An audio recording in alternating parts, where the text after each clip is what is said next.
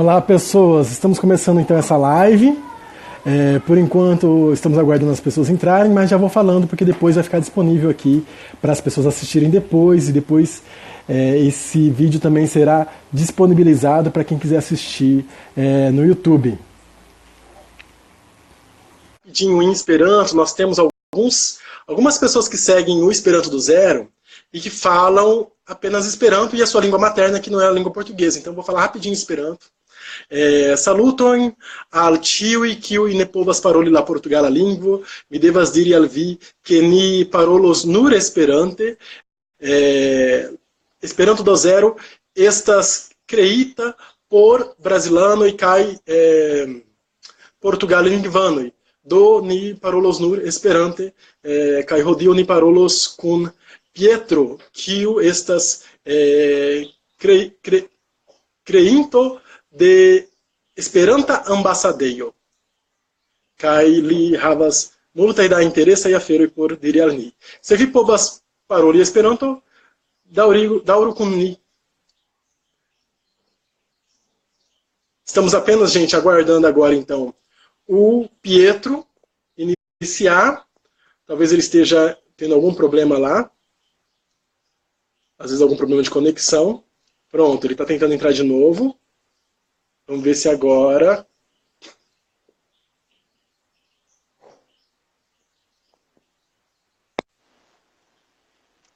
Ah lá, tá dando certo, gente. Pronto, estamos com o Pietro. Olá, Pietro. Saluton, cara. Saluton, tudo bem? Tudo certo. Ótimo, gente. Estamos com 6 pessoas assistindo e já vamos começar a nossa conversa. Vai ficar disponível para quem quiser assistir nas próximas 24 horas aqui no Instagram. E também vou baixar a gravação para deixar disponível no YouTube. Gente, então para quem não conhece, o Pietro é esperantista lá de Pouso Alegre, uma cidade do interior de Minas Gerais, que é uma cidade aí que tem um movimento esperantista relativamente forte, né? Principalmente se a gente considera que é uma cidade pequena, acho que são 150 mil habitantes, não é isso? Não é uma cidade pequena, propriamente dito, mas é uma cidade de tamanho forte, médio para grande, né? Para as proporções do Brasil, e tem um movimento esperantista bem desenvolvido, né? Lá ele criou o Esperanta Ambasadejo, que em português significa Embaixada do Esperanto. Pietro, para começar, você podia contar para a gente como que foi a sua estreia no Esperanto, como que você aprendeu o Esperanto, como que você se interessou pela língua, como que essa língua apareceu na sua vida? Então, a minha história com o Esperanto já é bem longa, sabe? Eu já tinha ouvido falar de Esperanto há muitos anos, eu fui seminarista, lá tinha um quadro que falava várias línguas e uma das línguas era o Esperanto. E na época eu achei incrível, extremamente interessante, mas não tive tanto interesse de aprendê-la.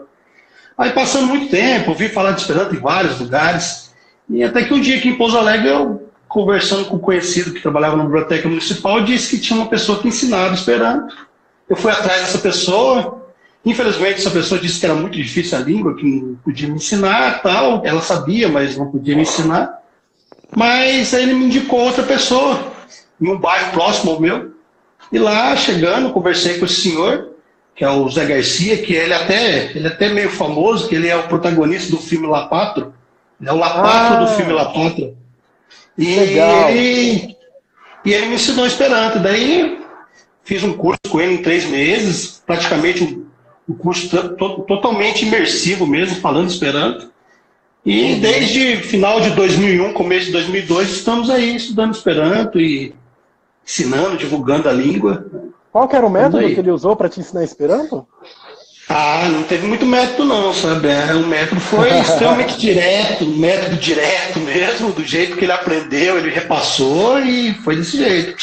A gente usava alguns livros, né? Mas não me recordo, a gente chegou a usar até o Will no curso, que é um curso bem antigo, não é brasileiro, se não me engano é europeu. O método direto, só para explicar para quem não sabe, né? É o método que você dá aula de Esperanto em Esperanto. Então você evita totalmente de usar a língua portuguesa ou a língua nativa como mediadora desse aprendizado, né?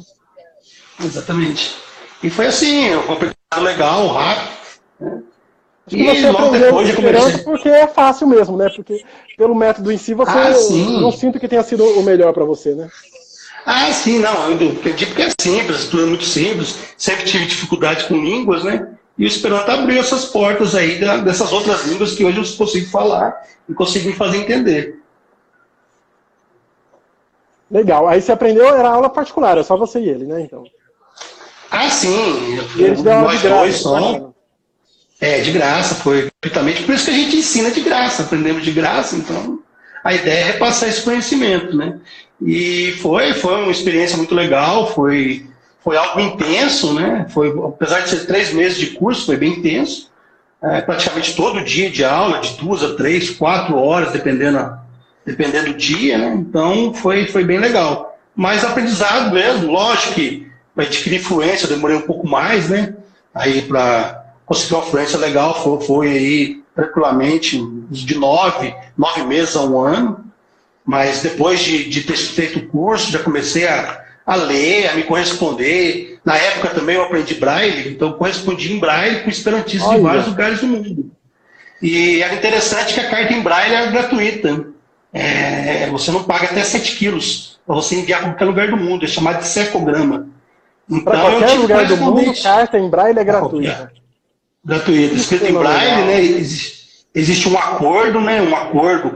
Se eu não me engano, foi em Tóquio que foi firmado esse acordo, em 1930, 1940, algo assim.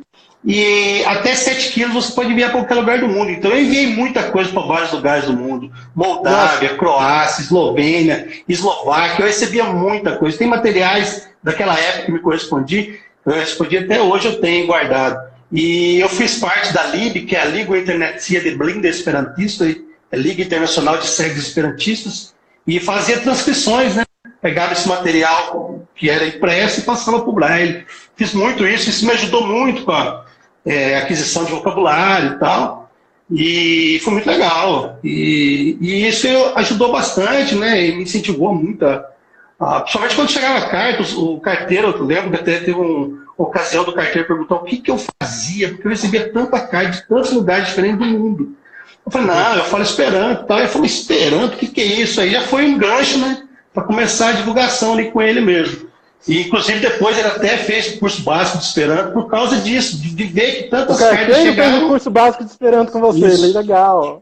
Isso, por causa disso, porque ele via as cartas chegando, né, e no caso foi em loco mesmo, ele viu aquilo lá, que funcionava, que recebia.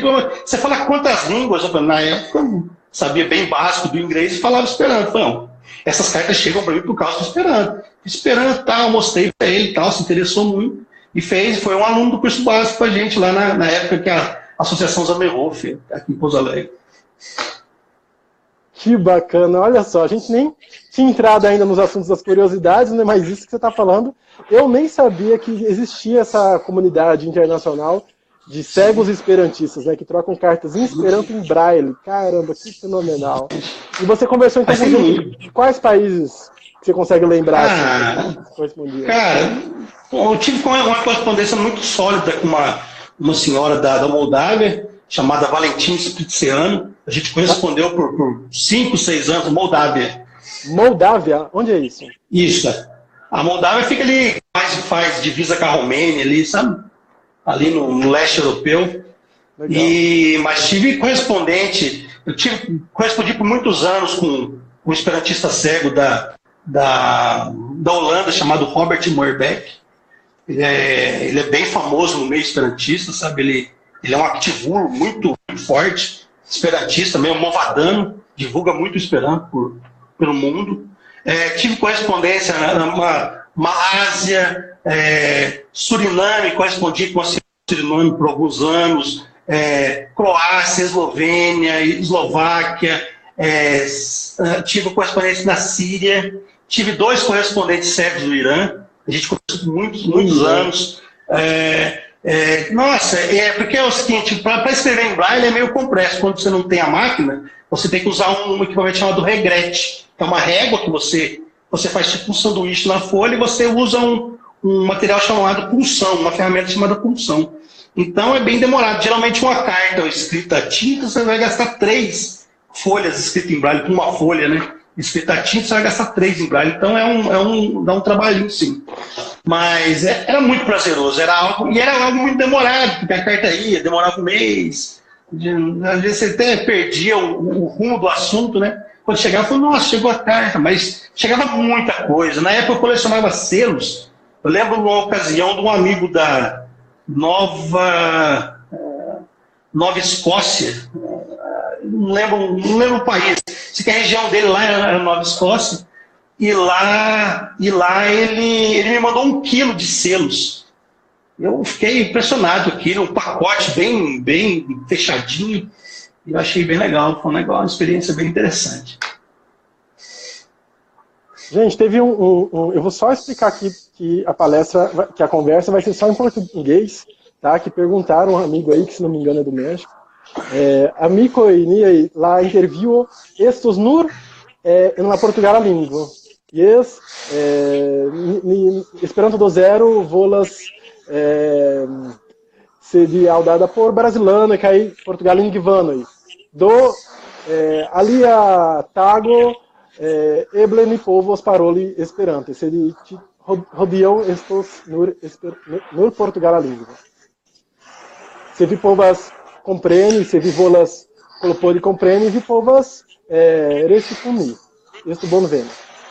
Desculpa, então, a gente estava só, para quem não fala Esperanto, a gente tem algumas pessoas que seguem o Esperanto do Zero, tá? Então, tem, acho que um iraniano, tem um cara da Indonésia, tem gente do México, da Itália, outro dia eu vi um cara do Uzbequistão, dos Estados Unidos, então essas pessoas também seguem o Esperanto do Zero, e às vezes vem, né, a nossa conversa aqui ao vivo e querem participar, mas é isso, o Esperanto do Zero, realmente o público que a gente tenta alcançar aqui é de brasileiros. Então, voltando para a nossa conversa, Pietro, você falou então do... Parei no meio, desculpa. Não, então, com correspondência em Braille era muito legal, muito fácil, você atingia muita gente, né, e gratuitamente, então o valor era irrisório, né, você pagava só envelope, né, as folhas que você enviava, mas você não pagava serviço de correio. Então, eu ia mandar, teve épocas que eu recebi livros, vários livros, pessoas com deficiência visual, né, eles ganhavam alguns livros e mandavam para mim. Então, você recebia livros em Braille? Não, livros em Esperanto em tinta. Em Esperanto em tinta. Isso. Sim, mas era, por exemplo, às vezes mandava presentes, CDs, né, de cantores regionais, recebi muita música folclórica de vários países, né, tem o do Uzbequistão, a moça mandou uma coletânea de músicas folclóricas de lá, eu tenho até hoje, então bastante coisa, eu recebia muita coisa mesmo, então era muito gostoso, tá, essa troca, né. Então, infelizmente, que a internet teve uma pausa nesse tipo de correspondência, né? Mas ainda hoje a gente tem bastante contatos. Isso que você está falando, Pietro, foi na década de 90? Não, isso aí foi em 2000 já, 2002, 2003. Já tinha internet, mas não estava assim tão bem difundida, né? Não. Foi esse pessoal, no caso, na época, principalmente os programas para deficientes visuais, né, acessar a internet não estava tão legais. Hoje já tem vários programas que facilitam isso, né, mas na época isso era bem precário ainda. Mas o número de correspondentes, então, ainda é bastante, principalmente nas redes sociais hoje, né, 90% são esperantistas, então a gente tem gente do mundo inteiro. Legal, Pietro. E quais outras experiências você teve, assim, antes da gente entrar no assunto que a gente está querendo entrar, você teve de congressos, que você tenha participado? Como é que foi essas suas experiências? Geralmente eu participo bastante de congressos regionais, né, que dá em volta da cidade. Aqui a gente tem o Sumire, que é o Encontro Mineiro de Esperanto, e eu participo bastante desse tipo de encontro. Mas já participei de vários congressos brasileiros e já participei de um internacional, que é o TAC, né, o Tutamerica Congresso do Esperanto. Fala um pouco pra gente do TAC, que muita gente não conhece, né, não sabe como é que funciona, a periodicidade, onde que é. O TAC é um congresso que funciona, que acontece de 4 em 4 anos, né? Escolhe um país das Américas, né? E ali acontece um evento de 4, 5 dias, depende da organização. E ali são palestras, são várias palestras que acontecem simultaneamente. Então são vários. Geralmente é um local bem grande, como uma universidade, né? Algum espaço cultural bem grande, bem amplo. E ali nesse local são divididos em salas. E cada sala tem um assunto específico. Então, acontece vários workshops, acontece várias palestras, várias oficinas, acontece também exames de proficiência, no caso, queira exameno. Então, é um ambiente 24 horas, podemos falar, né? Praticamente uma semana de uso constante do Esperanto, e onde você pratica, conversa, conhece gente de vários lugares do Brasil e do mundo, né? No TAC participaram gente pessoal de Argentina, Uruguai, participou gente dos Estados Unidos, Canadá, veio gente da Espanha, não tinha nada a ver com a América, mas participantes da Espanha, Japão, chineses. Então, nesse TAC teve bastante estrangeiros. Então, é legal.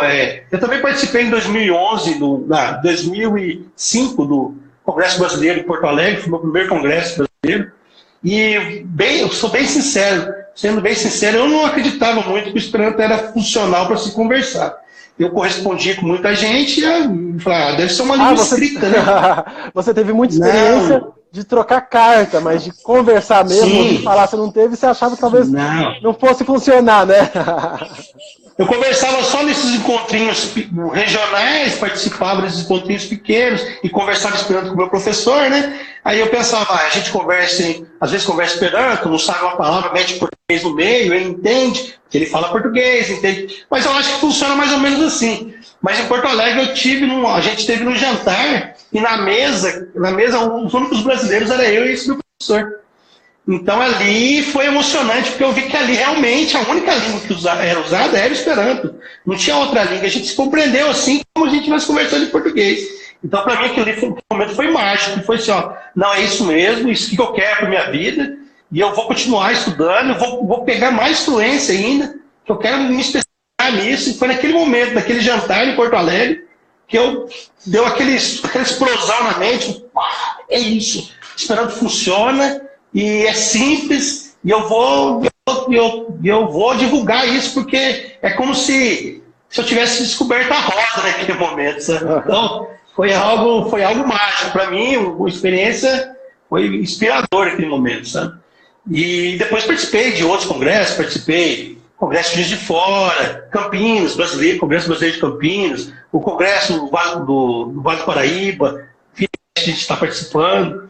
Então, a minha vida hoje é totalmente conectada ao Esperanto. Então, faz parte da minha vida, é algo que está na minha vida, que é indissociável, sabe? Então, pois é, Pedro, eu vivo isso. Você está à frente aí, né, do Esperanto Ambassadeio. Conta pra gente como é que você teve essa ideia, o que é essa ideia, né, para quem não conhece. Esperanto Ambassadeio, é a Embaixada do Esperanto, né? Conta para as pessoas como é que funciona. Sim. No primeiro momento, a Embaixada do Esperanto ela foi uma solução que tivemos, porque aqui a gente tinha uma instituição relativamente grande, que era a Associação de Educação e Cultura lá, Luiz Zamenhof, que era uma instituição que ensinava Esperanto, mas também ensinava outras coisas, ensinava latim, ensinava espanhol, ensinava inglês e ensinava Esperanto também. Tinha vários projetos ali. E era um clube de Esperanto mesmo, né? De 3 a 4 vezes no ano tinha um curso de Esperanto, eram 2 salas praticamente no centro da cidade. Então, era uma instituição de Esperanto viva mesmo. Nós recebíamos até as televisões locais, né?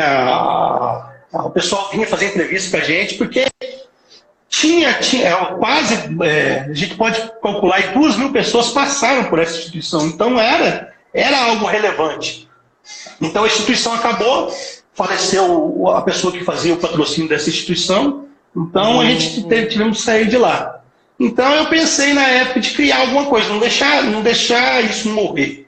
Então, aí veio a Embaixada do Esperanto. Eu tinha conversado com um amigo da Romênia, se não me engano, acho que é da Romênia, e ele tinha falado, na Romênia, não da Croácia, eu não sei qual país, Romênia, Croácia, algum país assim, do leste europeu. E ele disse que lá na região dele tinha um pessoal que falava um dialeto. E tinha um senhor que ele também era dessa região que falava esse dialeto. E o pessoal chegava na capital e não tinha contato com alguém. E ele criou tipo uma embaixada para esse dialeto nessa capital, nessa cidade. Então o pessoal chegava nesse local, eles tinham informação de hotel, tinha conexão de internet, podia tomar um cafezinho. Então, eu pensei, se tem isso lá, por que eu não posso criar isso também do Esperanto? Aí eu falei assim, na época eu tinha alocado uma sala no centro da cidade e, na verdade, tinha emprestado com um amigo que era simpatizante de Esperanto, ele emprestou esse local e eu trabalhava nesse local e esse local virou a Embaixada do Esperanto. Então, eu distribuí folders, alguns flyers e um cartazinho também colocava na rodoviária da cidade. E quando passava algum esperantista pela cidade e tal, eles entravam em contato e ficava lá. E lá ele tinha informação de hotel, informação de pontos turísticos da cidade, local que eles poderiam passear, conhecer. E essa foi a ideia, a principal ideia da embaixada. Depois ela virou a associação nossa que nós temos hoje, de divulgação e de ensino do Esperanto. Mas o objetivo principal da embaixada, primeiro objetivo, era isso, ser um ponto seguro para falantes de Esperanto em Pouso Alegre.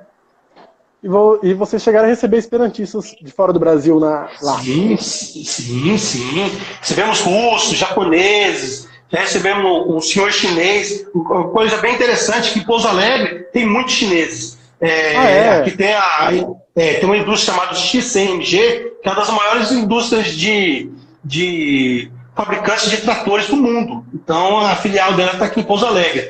E nós encontramos um esperantista chinês aqui que trabalha nessa instituição. Quando eles estavam fazendo fazendo a implantação da empresa em Pouso Alegre, ele viu em algum lugar, não sei, na internet, e me ligou. E ele começou a falar em Esperanto comigo e tal, e eu vi um número estranho, um monte de zero em um. Eu falei, caramba, isso deve ser da cadeia, né? Uns números loucos assim no celular. Eu falei assim, não vou atender não, e não atendi, sabe? Aí insistiu, ligou de novo. Eu falei, deve ser alguma coisa importante, porque ele ligou de novo. E comecei a conversar com ele, aí eu falei pro pessoal na época, pessoal, tem um chinês que vai vir aí, ele é esperantista e tal, mas ele contactou você, não, ele vem aqui para Pouso Alegre trabalhar, e está implementando essa empresa em Pouso Alegre, e ele está vindo aqui na embaixada para conversar com a gente. Aí o pessoal na época falou, você está tirando onda e tal, e o cara veio, realmente, nos visitou no local, né? Falou, que legal, ó, na China o Esperanto é muito forte na minha região, tal, e a gente aprende Esperanto na escola, e fazia mais de 20 anos que eu não via falar disso, e eu vi aqui, entrei na internet e vi que vocês têm um local, achei muito legal, então isso aí deu foi uma injeção de ânimo, sabe? Mas já recebemos húngaros aqui em Pouso Alegre, né? Um amigo nosso francês que também veio, participou da embaixada na época, foi bem legal, mas então teve, né? É legal aquele negócio, nunca teve, né? Isso nunca existiu na região. Então, quando existiu, começou a ter público para isso. Então, foi bem legal. E o público aparece, né? Você criou a ideia, aparece. Não tinha público antes de ter a ideia, depois que criou a ideia, o público surgiu, né? Exatamente, aí teve um pessoal legal, viu?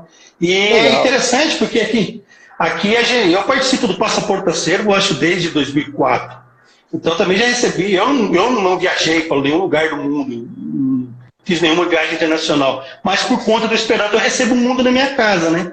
Então isso é um negócio também tão interessante quanto participar de congresso, você receber gente estrangeiro na sua casa. E o negócio é tão legal que a única ligação que eu tenho com essas pessoas, elas têm comigo, é a língua, só isso, não existe nenhuma outra ligação, entendeu? Então é extremamente interessante, é algo assim que só quem fala, que vive essa experiência pode dizer. É sensacional. Legal, Pietro. E uma coisa que eu acho bem interessante, né, que você criou no teu perfil do Instagram, no Esperanto, que é onde né, você divulga esse trabalho aí da Embaixada do Esperanto, você coloca diversas curiosidades sobre o mundo do Esperanto, né, várias coisas interessantes que eu mesmo que falo Esperanto há muito tempo já, muitas coisas ali que eu não sabia. Uma das coisas que eu achei super interessantes, por exemplo, é que já existiu um assovio de identificação entre os esperantistas. Isso mesmo. Explica pra gente o que foi isso, qual será que era o objetivo disso, né? Então, eu acredito que essa ideia principal foi o caso de ter algo para se identificar, né? Como se fosse um toque, como se fosse um cumprimento secreto, sinal, né? Exatamente. Então esse assovio secreto aí fez um certo sucesso, né? E foi a Sociedade Suíça de Esperanto que propôs isso, né? Em 1909. E eles queriam que fizesse, né? Principalmente nas estações de trem, tocasse esse assovio, essas notas musicais, e que os esperantistas, né, os falantes de Esperanto, soubessem que existia um esperantista ali, ou pelo menos alguém que falasse Esperanto, né? Então isso é bem interessante. Isso faz parte de uma ideia de criar um almanaque do Esperanto, sabe? Existe um livro extremamente interessante, talvez você já tenha ouvido falar, ou já deve ter lido, que é o Voyage por Esperanto Mundo, do Boris Kolker. É um livro extremamente interessante, vale a pena ler. A primeira versão, se não me engano, está disponível na internet. Ele conta Voyage ao Esperantolando. Voyage ao Esperantolando. Viagem ao mundo do Esperanto, ou Viagem à Esperantolândia. E ele conta várias situações incríveis e interessantes que a gente não faz ideia que existe no Esperanto, né? O sinal o assovio esperantista. Você sabe fazer esse assovio, Pedro? Não sei. Precisava de arranjar alguém para mostrar como é que faz, né? Eu não sei, mas eu acredito que eu tenho som aqui. Quer ver? Eu achei a ideia fenomenal, acho uma pena que não tenha durado, né? Acho que talvez não seja um assovio fácil de fazer também. Assoviar não é todo mundo que assovia, né? É uma pena não ter prosseguido isso, né? Mas eu não vou encontrar aqui no momento. Mas fica aí de lembrança para colocar isso aí, disponibilizar isso aí para os seus seguidores aí. Eu fiquei imaginando, por exemplo, você está no aeroporto, aí deu um problema lá, você está perdido, você quer encontrar um esperantista, assovia e espera para ver se o esperantista aparece, né? Seria uma forma É uma ótima ideia, porque nós temos os símbolos, né? Que no caso seria estrela, né? Ou uma frase em esperanto, alguma coisa assim, né? É extremamente interessante, né? O assovio seria algo que a gente poderia, né, adicionar a esses símbolos, né? Esse panteão de símbolos esperantistas. Exatamente, e o assovio chega mais longe, né? Então acaba que tem outra função, né? Outra funcionalidade, né? Seria legal. Sem dúvida. E outra coisa que a gente viu também, que dá uma certa polêmica, é a respeito da perseguição, né, que os esperantistas sofreram em diversas situações, mas principalmente na Alemanha nazista. Você podia revelar aí para o pessoal como é que foi isso? Como que foi essa situação? Então, eu sei que a história é um pouco longa, mas você conseguir resumir um pouco para a gente? Então, principalmente na Alemanha nazista, no próprio livro Minha Luta, do Hitler, tem lá uma passagem dele mesmo dizendo que o Esperanto era a língua secreta dos judeus que tinha como objetivo a dominação mundial. Então, o próprio Hitler já conhecia o Esperanto, né? Talvez ele soubesse das potencialidades da língua, não sei, né? Mas ele perseguiu muito o esperantista, né? O esperantista tinha até uma marca específica no campo de concentração, era considerados como perseguidos políticos, né? E os filhos dos Zamenhof foram mortos pelos nazistas, né? As duas filhas dele, né? As duas filhas do Zamenhof foram mortas. E o filho dele também foi morto pela Gestapo, né? Então, um pouco depois... Pela Rússia? Não, pela Gestapo. Gestapo é a polícia secreta lá. A polícia, o exército paramilitar do Hitler, né? Ele foi morto também. Então, todos foram mortos, sim, né? Tanto a Sofia como a Lídia foram mortas em Treblinka, no campo de concentração de Treblinka. E a Lídia Zamenhof foi uma grande escritora esperantista, né? Ela divulgou o Esperanto demais, ela era como se fosse o braço direito do Zamenhof. O movimento esperantista é um grande símbolo, né? Um grande exemplo. Mas foram mortos, foram perseguidos. Aqui no Brasil mesmo, existem documentos do DOPS, né? Que era a polícia política brasileira na época, né? O Departamento de Ordem Política e Social. E pessoas que falavam Esperanto ou que recebiam cartas de alguns países que não era interessante para a ditadura na época, foram perseguidos, foram fichados, né? E tem casos, histórias de gente que foram depor, não que foram presas por causa disso, mas que tiveram que depor, né? E passaram por situações... corresponderem em Esperanto com outros países, né? Outros países, né? Uma língua diferente, né? Isso, mas várias ditaduras, não só, né? A gente tem o franquismo, na China, na ditadura de Mao, né, o Stalin. Então, existem documentos que Stalin também não gostava de Esperanto. Até existia uma lenda, não pude confirmar isso, que ele não conseguiu aprender Esperanto. Por isso que não gostava muito de Esperanto, não, sabe? Reza essa lenda, mas a gente sabe que não é por causa disso, né? Porque não tem como tentar aprender, não tinha como não ter conseguido, né? Então, sendo o Esperanto uma língua livre, né, isso incomoda bastante governos ditatoriais, né? Você pode se corresponder com o mundo inteiro, né? Então é um negócio complicado. E é estranho que antes das perseguições, a Rússia tinha um movimento esperantista enorme, um monstruoso movimento esperantista. Até hoje ainda em Krasnoyarsk, na Sibéria, existem grupos de Esperanto lá, cidades com grupos de Esperanto, né? No caso, na cidade de Krasnoyarsk, extremamente famoso, com muitos esperantistas, com movimento assim que você fica bobado, nossa, mas 40, 50, 60 pessoas na cidade falando Esperanto. Existem casos assim, né? E até mesmo a China, né, que antigamente chegou a perseguir esperantista, hoje tem o governo que não apoia o Esperanto, né? Poucas línguas estão lá no site oficial do governo chinês e uma delas é o Esperanto. Então tem apoio até agora. O site do governo da China tem a versão em Esperanto, é isso? Sim, sim. E até agora, eu fiquei sabendo ontem estava escutando o programa do Givanildo, que é Esperanto, a Língua da Fraternidade, que a China vai patrocinar a revista Curiero, lá da ONU, a versão em Esperanto. A Popola Tinil, que é a revista da China, né, que é uma revista do governo chinês, né, de divulgação do governo chinês, vai fazer esse patrocínio dessa revista. São poucas línguas que tem essa revista da ONU, uma dessas línguas é o Esperanto. E a Popola Tinil vai fazer o patrocínio dessa revista agora. No próximo número já vai sair isso. Então são coisas bem interessantes que acontecem no mundo esperantista. A China tem o Esperanto lá, mais de 15 faculdades que ensinam Esperanto. Então, é um negócio assim que você... É demais. A gente não fica sabendo disso, né? É interessante. E lá para eles que tem uma diversidade linguística muito grande, né? Acho que talvez eles devem sentir mais essa necessidade do que nós brasileiros, por exemplo, né? Que é um país grande que fala português também, né? Sim, sim. E é extremamente interessante porque você vê, por exemplo, você pode até entrar no próprio site, no china.cn.org, você entra lá, você vê que o movimento esperantista é muito grande, muitas ações, muitos eventos, a própria página da Popola Tinil, você vê, até o redator da Popola Tinil, um dos redatores é brasileiro, o Rafael Zerbeto.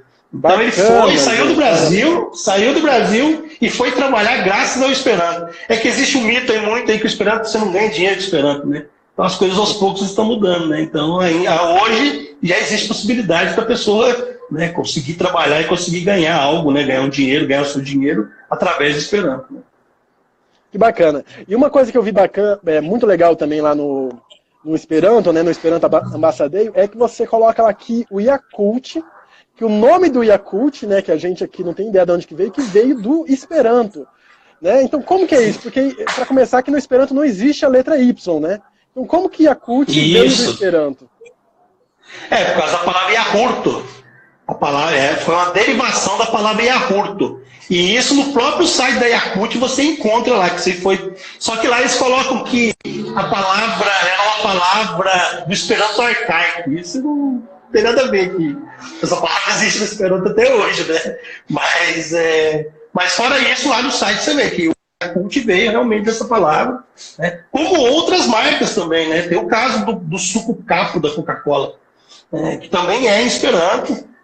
O nome Capo é em Esperanto. Você pode ver que o desenho, o mascote é um cabeção. É uma cabeça bem grandona com um pezinho e mãozinha, né?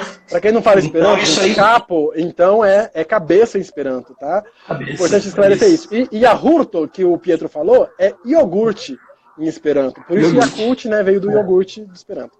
Isso.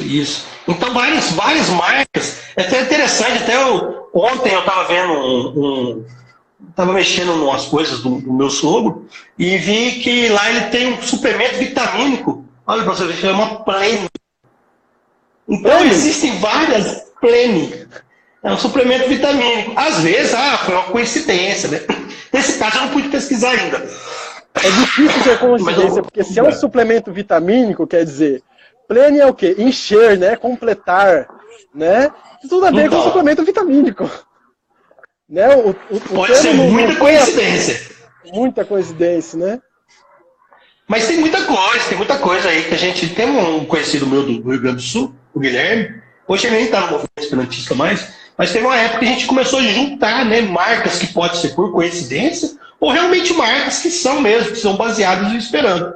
Então eu cheguei a mandar e-mails para várias empresas perguntando, mas isso... Tinha uma imobiliária no Acre que chamava LOGI, mas era LOGHI. Para quem não sabe, para quem você não consegue digitar o acento, o chapeuzinho no caso no Joe, você pode colocar o H na frente, né? E aí você transforma a letra em Joe, né? Então eu mandei uma mensagem para lá e perguntei pro cara, eu falei assim, mas isso aí é uma empresa que é relativamente com sucesso lá, conhecida na região que eu mandei. Aí ele mandou assim, ele mandou a resposta me esperando. Ele foi de propósito, né? Ele tinha feito a marca, né? Eu fiz mesmo esperando que Lodi ia morar, e eu vendo casa, vendo terreno, falei, mas que legal. E foi desse jeito. E a gente aconteceu muitas vezes, isso em empresas de roupa.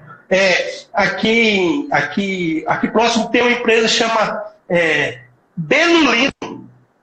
Aí, uma cidade vizinha, Benulino. Aí eu passei um dia aí, como Confidente, não lembro onde que é, Fino, não vou lembrar o nome da cidade. Eu passei, na época eu estudava em Ouro Fino, aí eu passei, não lembro se é em Confidente ou Ouro Fino.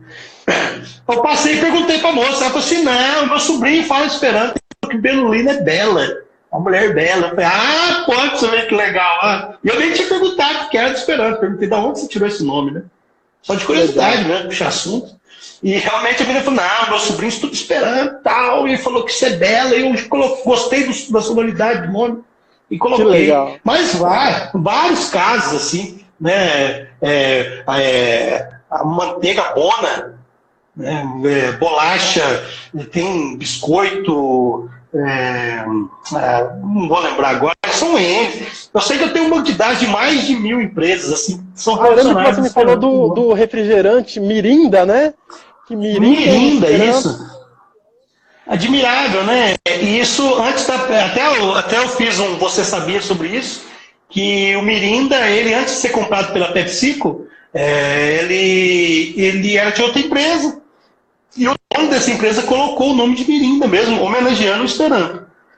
Então, tem outro também, por exemplo, um suco. Não sei se na sua região você tem suco, chama Tial. O suco Tial. Tial, já comprei o suco Tial. E isso também é Esperanto, eu tô tomando isso aí. Tudo certinho, explicando que eles deram esse nome e tal. Não acredito. Quando eu comprei, eu até me perguntei, gente, que coincidência, será que é isso Esperanto mesmo? Então é mesmo, não é coincidência, olha só.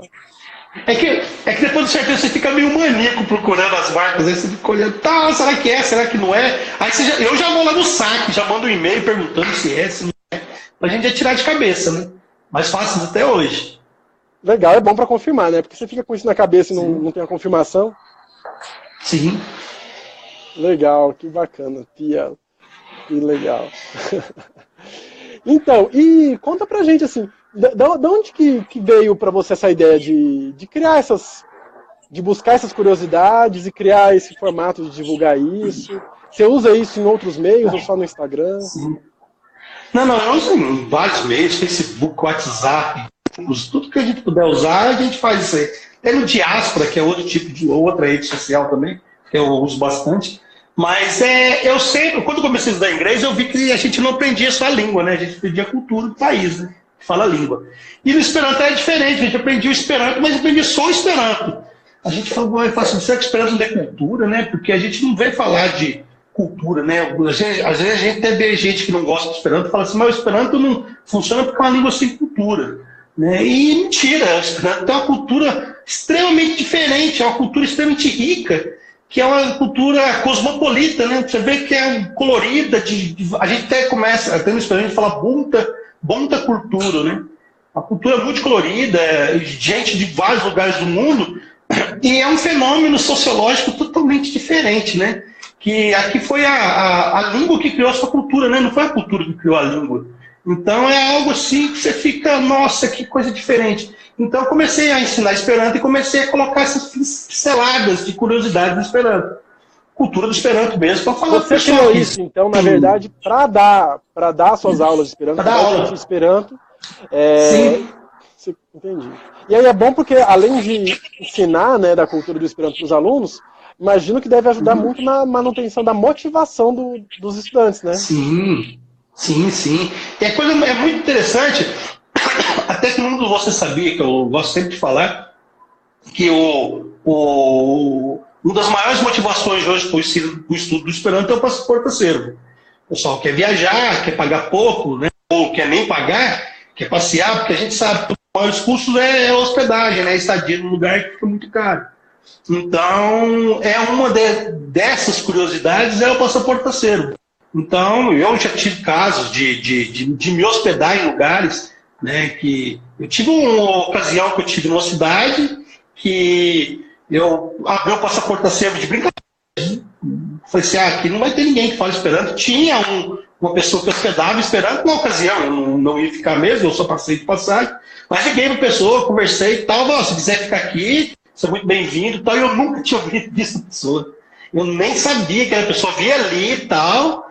Liguei para a pessoa, conversei com ela e falei assim, não, você pode vir aqui, pode dormir aqui em casa, vai ser muito bem recebido e tal. Aí, né, eu falei para você ver que legal, se você quisesse dormir aqui, a gente já podia, a gente tinha um lugar para ficar, né? Então, isso aí é uma das curiosidades que eu acho que incentiva bastante, né, o pessoal a aprender. Já que você está falando disso, o passaporte acervo, né, muita gente não conhece. Ele existe, você sabe quanto tempo que ele existe? Eu acho que 1950, eu acho que é a primeira versão, não, eu já falo para você agora, a informação é exata. Eu estou perguntando porque hoje o pessoal tá. O Rotary tem um sistema de intercâmbio, né, entre países diferentes. Tem também aí o Couchsurfing, né? Couchsurfing, sim. Couchsurfing, né? Airbnb também. Né? Então hoje existe pela internet isso, as pessoas. Algo mais ou menos parecido, né, com o passaporte acervo. É um pouco diferente, porque o passaporte acervo começou com um caderninho, né? Um livrinho, você tinha ali mil casas no mundo que você poderia se hospedar, né? E tem mais de 5 anos, não tem bem a data certa da criação dele, mas deve ser por torno de 1970, 1960. E não tinha internet, né? Então não tinha. Não tinha internet. Como é que funcionava essa comunicação, né? No caderninho, você é um livrinho, eu tenho até eu acho que o último foi em 2011, 2012 foi o último lançamento do papel. Eu acho que depois não foi lançado mais, só está na internet agora. Mas é um caderninho, você oferecia lá. Se você não quisesse hospedar, você comprava um livrinho, que era coisa barata. Mas você tem a opção, se você hospedasse alguém, você tivesse lá teu nome para hospedar, você ganhava o livrinho. Eu mesmo ganhei o livrinho, que hoje eu me hospedo desde, acho que 2005, 2004. Então eu tenho até alguns aí. E você já hospedou pessoas na sua casa, então, pelo passaporte acervo? Já, de vários lugares. Muitos brasileiros, né? Até brinco quando existe algum evento aqui, minha casa vira um comunalogei, um alojamento comunitário.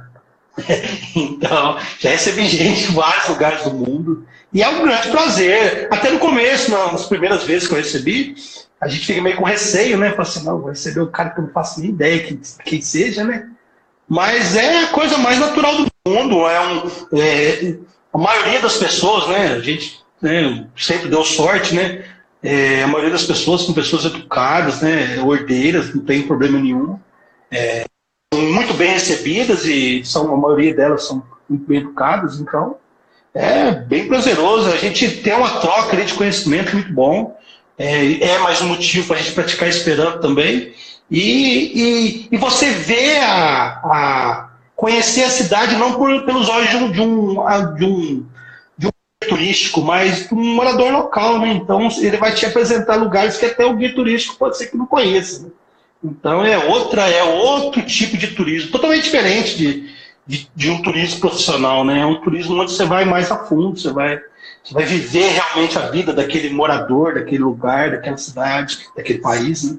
Você conhece a cultura local realmente, né? Não essa cultura que é um pouco processada para vender para turista, né? É bem bacana isso. É isso mesmo. É isso mesmo. Não é algo homogeneizado, né? Você vê aquele negócio padrãozão. Ah, você vai em tal lugar. Não. Você vai passear nos locais que é interessante para aquele morador. Você vai te mostrar o ponto de vista dele, né? E eu acho que é muito mais interessante. Legal, Pietro. E outra coisa que eu vi lá nas suas curiosidades também é que existem algumas pessoas famosas, né? Que falavam Esperanto. Fala pra gente, quem que é famoso, que a galera conhece, que não sabia que fala Esperanto, vão ficar sabendo agora. Cara, tem gente, tem muita gente, cara. Humberto Eco, por exemplo, escritor do Em Nome da Rosa, Pedro de Foucault, um grande semiótico, Foucault também? linguista, né? Não, Pedro, que ele escreveu Pedro de Foucault, né? O Humberto Eco. Ah, tá. Escreveu o livro do King. Também tem, a gente tem Rudolf Diesel, né? O criador do combustível, né? Espiritista famoso, né? Tem. Nossa, cara. Tem ideia, tem um santo da igreja, tem 2 santos da igreja católica que eram esperantistas, né? Um é o São Maximiliano Kolbe e o outro há pouco, que foi canonizado, que é o Papa João Paulo II, também esperantista, falava esperanto, até inclusive celebrou missas em esperanto. Mas temos gente de tudo, temos George Soros, o grande investidor, né? George estadunidense. Sim. Temos também não tão muito gente boa, mas que era um esperantista, foi até presidente da Associação de Esperanto da cidade dele, que é o Victor Bolt, que é o senhor das armas, um dos maiores traficantes de armas do mundo. Ah, o senhor das armas que você está falando, o senhor das armas de verdade, aquele que inspirou o filme do senhor das armas. Isso. Ele falava Esperanto? Ele mesmo. Não, ele fala Esperanto é sobre a paz do mundo. Então, que coisa louca, né? Contradição louca, né? Mas ele foi presidente do clube de Esperanto da cidade dele. Pra você ter uma ideia. O tão envolvido que ele era com Esperanto. Era esperantista mesmo. Então, mas tem N casos, né? O pai da novelista, escritora Glória Pérez era um grande esperantista, falava Esperanto. Ela mesma, né? Ela me respondeu no Twitter uma vez, falou: nossa, que legal o Esperanto, meu pai era um grande esperantista e tal, amava o Esperanto. Mas temos aí no Brasil também o Guimarães Rosa, que era esperantista, e falava sobre o Esperanto. Guimarães Rosa era esperantista, né? O escritor do Grande Sertão Veredas. Sim, Grande Sertão Veredas, isso mesmo. Aí existe também algo que não é muito documentado, né? Existem alguns esperantistas que tem até o esperantista do Rio de Janeiro que estuda isso. Segundo ele já está recolhendo documentação sobre Dom Pedro II, né? Dom Pedro II também falava Esperanto. Só que isso ainda... O Esperanto é de 1887. Dom Pedro II viveu até que ano? Sim. Não me recordo agora. Só que, segundo esse esperantista, deu tempo dele aprender. Esse esperantista ele falava Esperanto e gostava muito. Ele era poliglota, né? Ele falava várias línguas. Então, é verdade. Para ele aprender Esperanto, seria muito fácil. Mas isso não existe uma documentação ainda, né? Mas isso faz uns 2 anos que eu conversei com esse esperantista lá do Rio.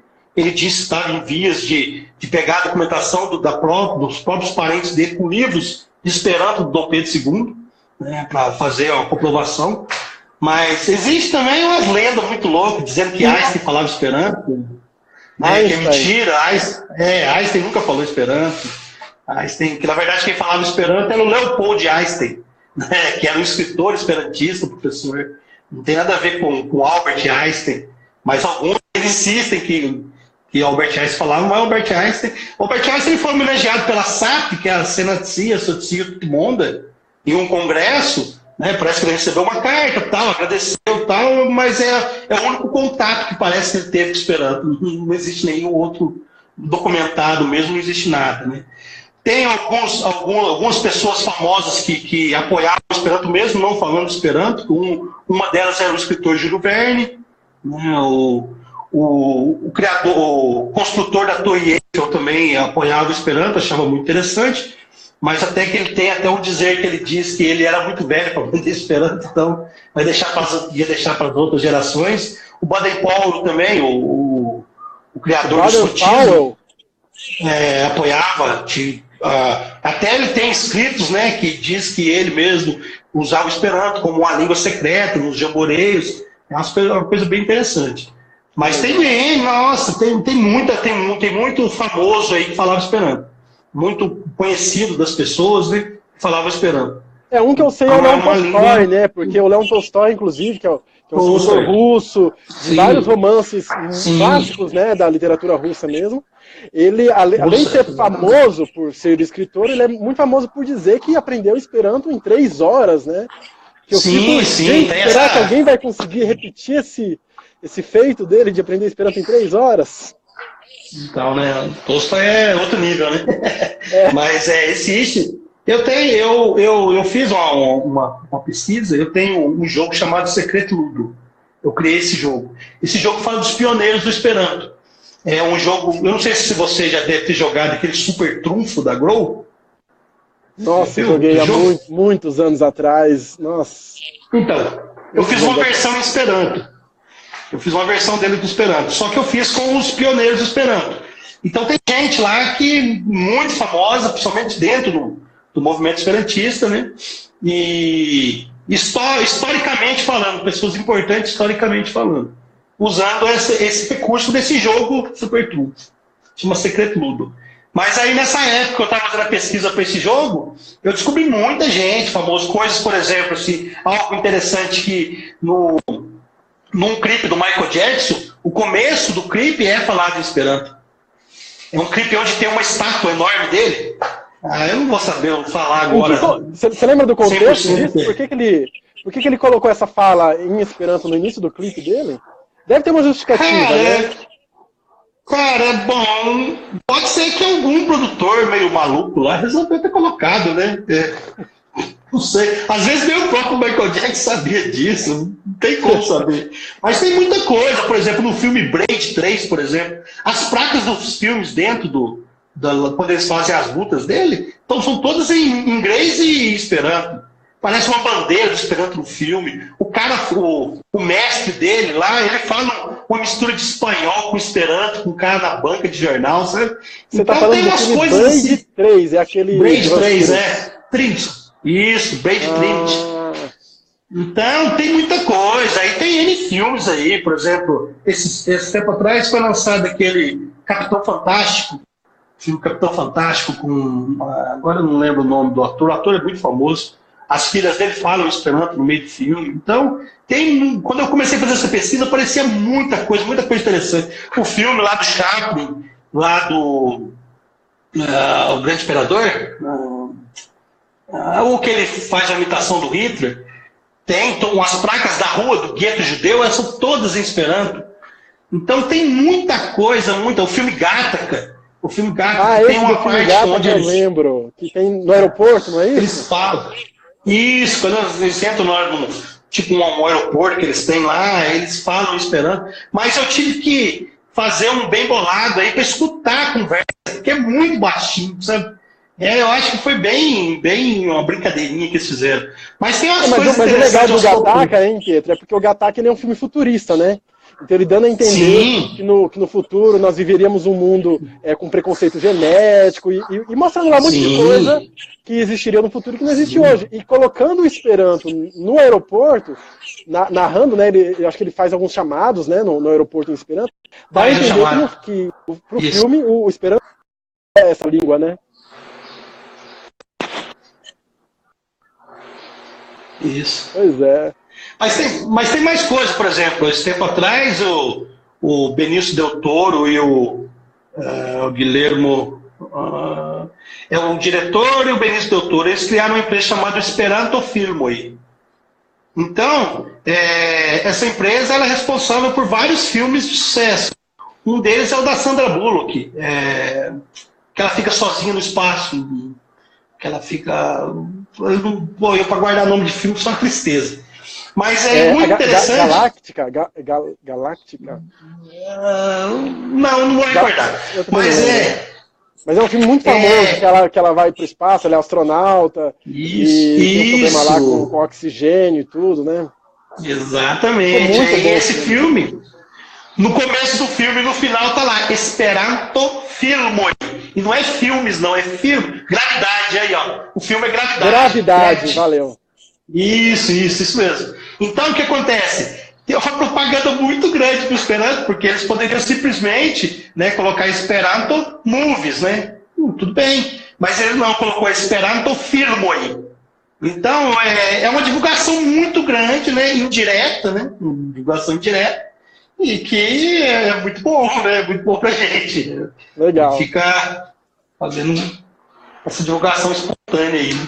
Bacana, Pietro. Pietro, eu acho que já tá bom da nossa conversa hoje. O meu celular aqui tá até esquentando. Daqui a pouco ele começa a travar, porque essa conversa já tá longa já. Por acaso, tem mais alguma coisa assim que você acha que você...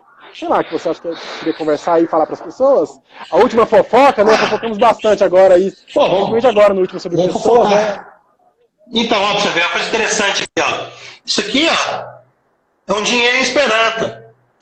Uai. Isso aqui foi uma brincadeira criada por um grupo lá da Europa, que eles criaram o Internacia Banco. É o grupo Relico. Então eles fizeram uma paródia, eles criaram notas de verdade, são notas em papel, moeda, e criaram esse dinheiro imaginário chamado mono. Então esse aqui é uma nota de 100 mono aí. Na época eu comprei, acho que eu paguei 8 euros, alguma coisa assim, na nota. Mas o Esperanto já teve dinheiro, um dos dinheiros do Esperanto é isso aqui, ó. Isso aqui é um prêmio cupono. É um dinheiro que foi criado para comprar as coisas no Esperanto, tipo na UEA, por exemplo, você usava esse dinheiro. Né? E sem contar os teloi, os petsimiloi, isso a gente pode conversar em outra ocasião. Mas eu quero mostrar isso aqui, ó. Isso aqui são o dinheiro de prático do Esperanto. Isso aqui é 10 teloi. 10 teloi. Esse aqui é tri steloi, 3 estrelas. E esse aqui é o unistelo. Aí você vai perguntar, como dinheiro de prático, para que isso é usado? Nos encontros internacionais de jovens esperantistas e nos encontros europeus, eles têm um local chamado Gufuio. Gufuio é um bar noturno. E esse bar noturno, o dinheiro que é aceito lá é esse dinheiro aqui, ó, esse dinheiro de prática. Então esse aqui é uma curiosidade muito legal. E isso aqui é interessante, que ele tem até um câmbio oficial, e tem lá os valores disso aqui, e isso aqui flutua como um dinheiro de verdade mesmo. Isso aqui compra, isso aqui tem valor real. Que legal, gente. A última curiosidade que eu quero deixar aí. Que bacana, beleza? Legal. Então tá, gente, brigadão. Obrigado, Pietro, foi muito bom conversar contigo. Vai ficar disponível aí para quem quiser assistir aí nas próximas 24 horas no Instagram. Tem uma sobrinha minha que tá querendo dar tchau. Dá tchau, Pérola. Fala tchau, Anastácia. Tchau. Pronto. Gente, diz então, até a próxima, Pedro. Até mais. Diz. Fala, diz. Diz. Diz.